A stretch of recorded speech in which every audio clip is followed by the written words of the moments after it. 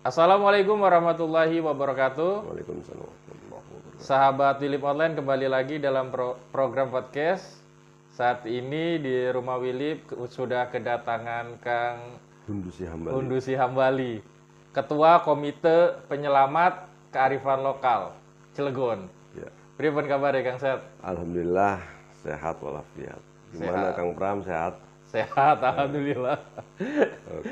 Akhirnya bisa ngobrol juga karena Kang Hundusi ini lumayan sibuk ya. Oh, yang enggak juga.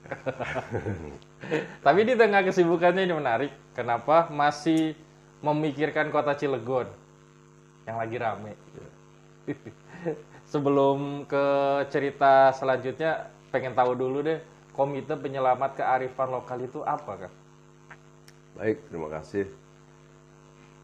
Assalamualaikum warahmatullahi wabarakatuh. Waalaikumsalam warahmatullahi wabarakatuh. Sebelumnya saya mohon maaf karena hari Jumat yang lalu nggak jadi karena ada telepon mendadak. Alhamdulillah pada malam ini walaupun saya buru-buru juga saya sempatkan. Jadi Alhamdulillah. kenapa ada Komite Penyelamat Kearifan Lokal? Terlahir dan terbentuk atas dasar inisiatif dan ada pernyataan seorang menteri agama pada saat itu. Nah, ini menarik.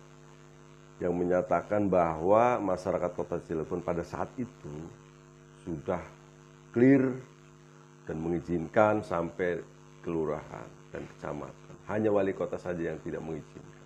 Ya. Dan itu viral. Nah, itu viral dan kami, kita ini terbentuklah komite atas dasar inisiatif pada saat itu saya, Silvi dan Pak Edi. Apa nih kira-kira? Tercetuslah nama Komite Penyelamat Kearifan Lokal Kota Cilegon. Yang notabene orang-orang Cilegon pada saat itu. Karena kita menyikapi pernyataan Menteri Agama yang menyatakan dan membuat gaduh masyarakat Kota Cilegon sendiri. Itu awal mula lahirlah komite. Disebutin aja deh kasusnya. Pada saat itu menyatakan Menteri Agama membuat pernyataan pada saat kunjungan di Medan kalau nggak salah, Iya. bahwa perizinan mendirikan gereja HKBP di Kota Cilegon itu sudah di bawah itu sudah menyetujui dan mengizinkan sampai tahap lurah dan camat. Tetapi pada dasarnya masyarakat Kota Cilegon tidak mengizinkan dan izin itu belum pernah masuk ke wali kota. Nah, inilah kenapa kami dari komite yakin betul bahwa gereja ini tidak akan terjadi. Nah, ini kan balik lagi jadinya. Balik jadi. Kenapa gitu? Apakah ada sesuatu yang memang di Cilegon tanpa Gereja. gereja gitu? Memang ada sejarah. Ada sejarah pada saat tahun, kalau saya nggak salah itu tahun 62, ketika Bung Karno dipanggil Presiden Soviet pada saat itu, ingin mendirikan pabrik baja di Kota Cilegon. Di Indonesia pada saat itu. Belum ke. Setelah pulang, menemui Presiden Banten pada saat itu ke khotib. Meminta dan menyatakan Indonesia memberikan hadiah atas jasa-jasanya kepada masyarakat Banten khususnya Cilegon. Nah, dari rentetan sejarah itulah akhirnya ada resettlement dan relokasi dan dibangunlah tahun 70. Kenapa keluar ada SK Bupati tahun 75 tanggalnya 20 Maret yang menyatakan itu karena ada kesepakatan para ulama pada saat itu karena pemerintah sudah mengizinkan pendirian pabrik baja tahun 70 terjadilah Trikora itu. Nah, itu. Nah, yang sekarang PT Krakatau. Ulama pada saat itu menyatakan ke Bupati Serang, pada saat itu bupatinya Ronggowaluyo, memberikan draft yang isinya perjanjian-perjanjian. Ada salah satu yang menarik di situ, tidak boleh didirikan selain masjid dan musola. Artinya apa? Berarti kan di kota Cilegon itu tidak boleh didirikan masjid, gereja Gereja atau tempat ibadah yang lain. Nah, sekarang ini agak menarik juga. Tahun 84 pernah mengajukan juga dulu yang namanya HKBP. Ingin membuat gereja juga. Tapi pada saat itu ditolak juga oleh masyarakat. Maksud saya, HKBP ini jangan pernah memaksakan kehendak masyarakat kota Cilegon. Masyarakat Cilegon itu sudah toleran, sangat toleran. Kenapa? Kita tidak pernah mengganggu yang namanya Kristiani, tidak pernah yang mengganggu namanya umat Hindu, Buddha, dan sebagainya. Kita hidup berdampingan, kita hidup nyaman dengan mereka. Tetapi ketika gereja didirikan, gitu, ya karena ini ada amanat warisan dari para ulama tersebut. Kita harus jaga itu. Karena sebagai kearifan lokal inilah saya sebagai ketua komite pada saat dibentuk yang menyatakan bahwa Cilegon tidak boleh ada gereja. Jadi alasannya sebetulnya sederhana. Ya jangan memaksakan kehendak di Cilegon gitu.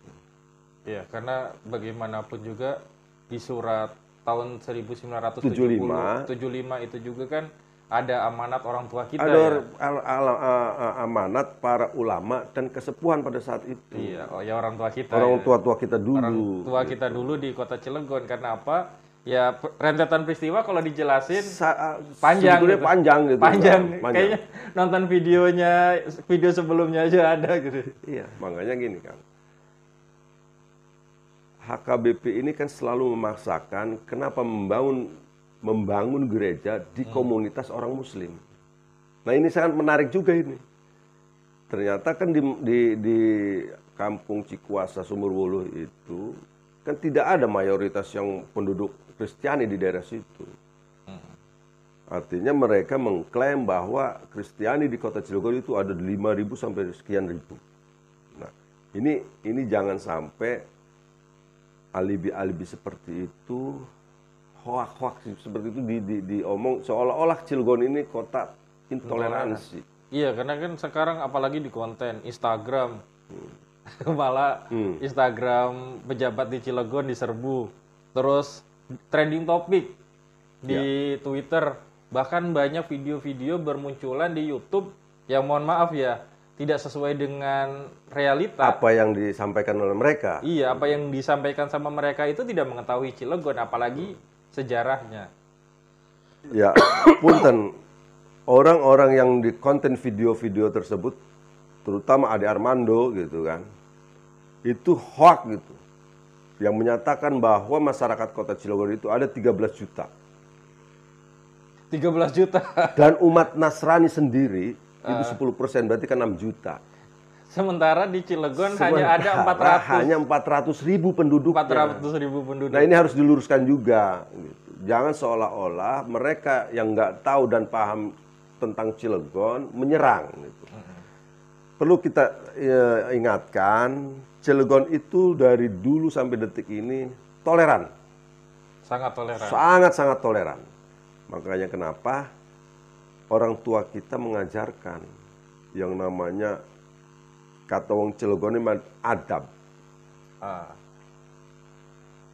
Jadi saya dengan Kang Pram ketika ada masalah, orang tua dulu tuh sering bahkan pernah mengakurkan gitu ya. Nah inilah di kita orang Cilegon, masyarakat Cilegon itu sangat toleran dengan apa yang mereka sampaikan itu intoleran dan tidak kebinekaan. Jadi hati-hati kalau berbicara tentang Cilegon, itu harus tahu dan paham isi di kota Cilegon ini. Iya. Jadi mau saya itu, jangan seolah-olah menjustis kota Cilegon ini intoleran.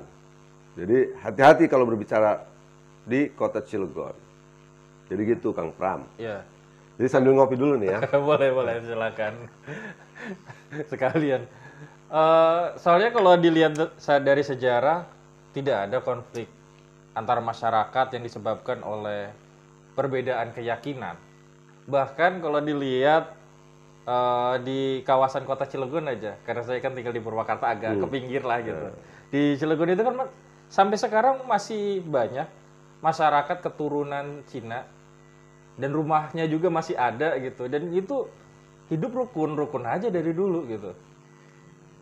Ya kebetulan di tempat saya itu banyak beberapa orang-orang Chinese.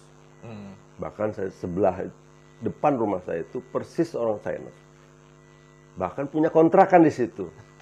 Yang kontrak orang-orang luar. Tetapi kita tidak pernah mengganggu. Dan kita mendukung mereka ketika mereka tidak mengganggu kita. Artinya orang Cilegon itu toleransinya luar biasa. Luar biasa.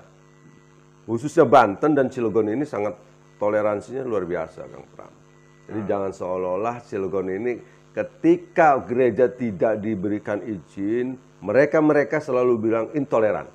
Intoleran. Wong Cilegon intoleran gitu. Saya nggak paham bahasa-bahasa itu. Wes wong Cilegon mah intinya gitu. Dari dulu sampai detik ini, kami dari Komite Penyelamat Kearifan Lokal menolak pendirian gereja. Satu itu hal saja. Nah itu, nggak bisa ditawar.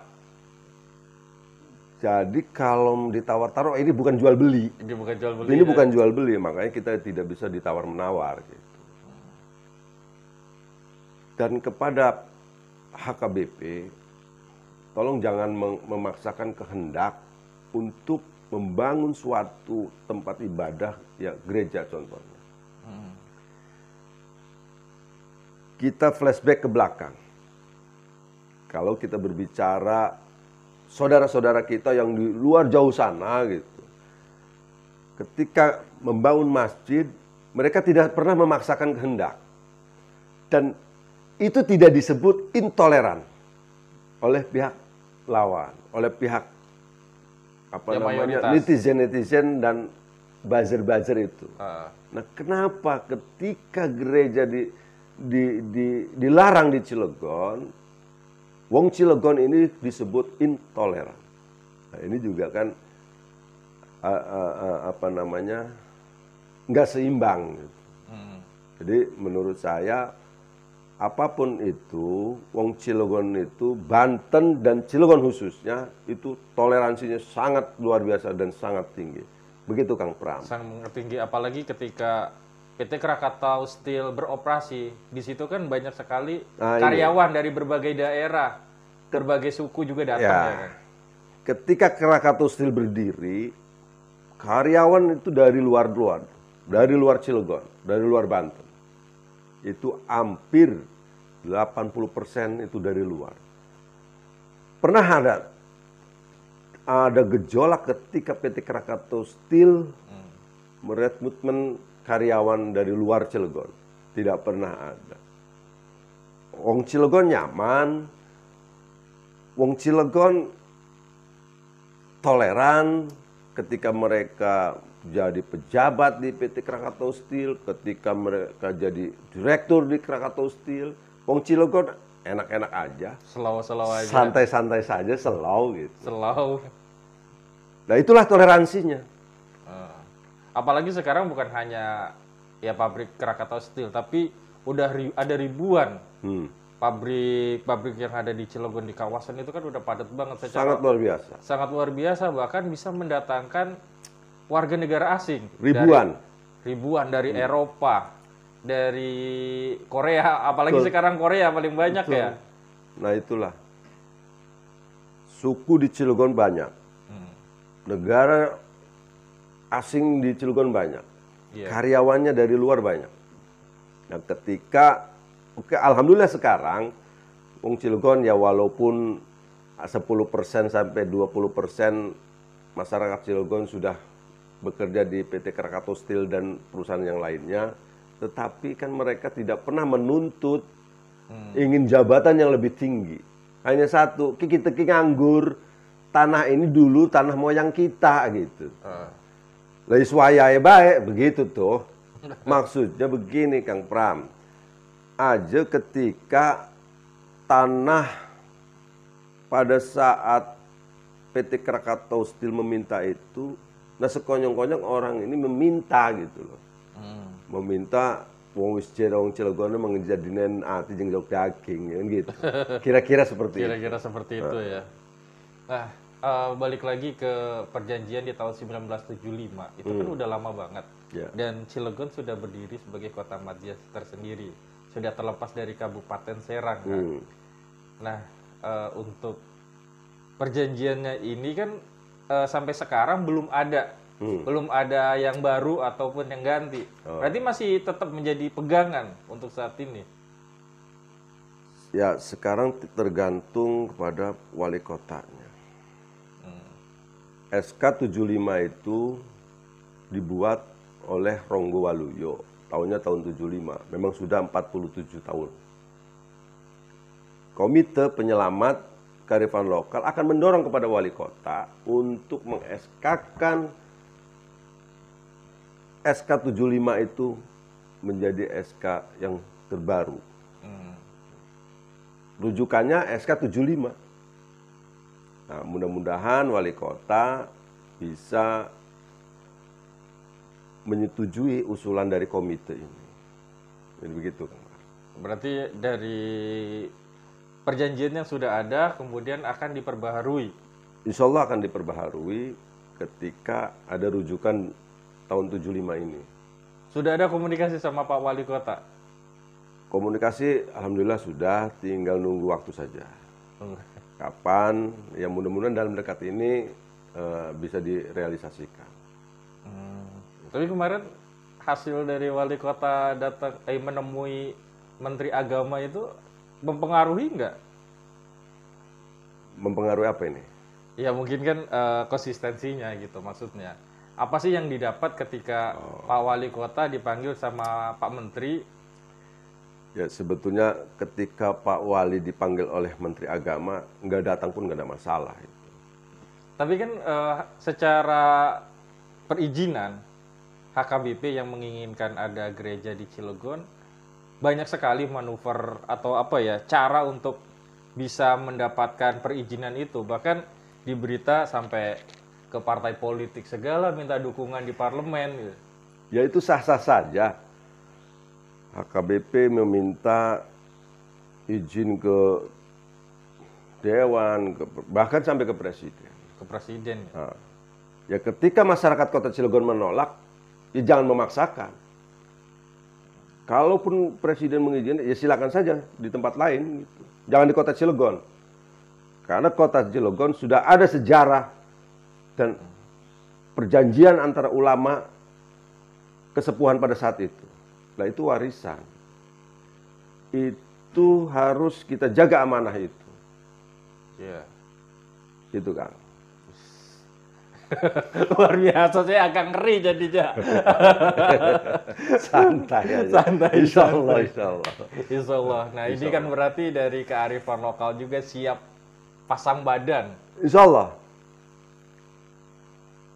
Kami, Komite Penyelamat Kearifan Lokal, akan menjaga marwah para ulama. Akan menjaga konsistensi Kota Cilegon. Ketika Cilegon diinjak-injak oleh orang luar, saya sebagai pribumi dan orang-orang Cilegon itu sakit hati. Termasuk nungguin gak nih? Pak Menteri sempat memberikan pernyataan jika ini tidak beres, beliau akan datang turun langsung ke Cilegon. Ya, itu saya pernah dengar pernyataan Bapak Menteri. Katanya kalau selama 1 minggu tidak diizinkan, saya sendiri akan datang ke Kota Cilegon. Saya tunggu pernyataan Menteri itu, tapi tidak datang udah 1 bulan lebih. Bahkan mengundang Bapak Wali Kota. Yang mengundang di situ Dirjen Pak Menteri, bukan Menteri Agama. Harusnya Menteri Agama yang menandatangani, bukan Dirjen. Dan yang menemuin juga bukan Pak Menteri ternyata. Informasi katanya bukan Menteri Agama sendiri yang menemui itu Dirjen. Jadi di bawah Menteri. Nah, ini kan lucu juga gitu kan. Pernyataan Menteri pada saat pidato akan menemui wali kota, tetapi begitu mengundang, menterinya tidak hadir. Cilegon bercitat. Kita bukan provokasi, bukan. Kenyataan kan. Iya, karena kan di media juga, terutama di konten-konten YouTube ya, itu kan sangat provokator banget. Nah, nggak hanya menyebarkan berita hoak, tapi provokator. Akhirnya nih orang-orang Cilegon sendiri yang tidak memahami sejarah Cilegon pun terbawa gitu. ya.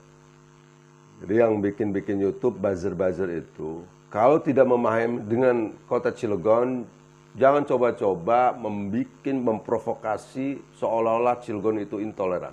Ingat, Cilegon itu dari dulu sampai detik ini toleransi.